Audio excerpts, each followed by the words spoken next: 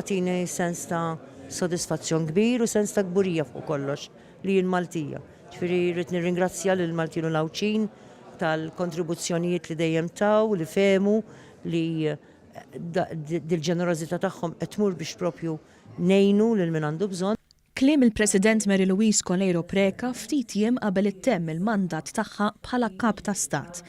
Il-President qalet dan fil-Palazz tal-President f'San Anton waqt l-aħħar preżentazzjoni li saret dwar il-ħidma tal-Fondazzjoni Malta Community Chest Fund li matul is-sena li għaddiet kienet ta' spalla għal aktar minn 16,000 fruħ li qasmu bejniethom aktar minn 11 miljun euro.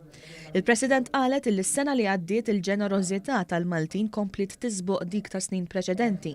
Spjegat li l-assistenza medika lil Maltin u Lawċin fl-2018 żdiedet għal 8 miljun u 500,000 euro. Fis-sena 2018 il-Malta Community Chest Fund żiedet l-assistenza finanzjarja lil persuni b'diżabilità u pazjenti li kellhom bżonn ta' kura speċjalizzata b'aktar minn 72%. Il-President Colero Preca qalet li l-assistenza għal kimoterapija speċjalizzata u għal mediċini għal mart kroniku sever flimkien ma l-assistenza li tingħata lil pazjenti li jkollhom bżonn kura barra minn Malta u lil qrabathom kienet ta' 9.7 miljun euro, żieda ta' 73% fuq is-sena ta' qabel. Min barra dan, individwi u istituzzjonijiet oħra qasmu bejniethom 2 miljun euro fajnuna, żieda ta' 3.5% meta mqabbel mal-2017.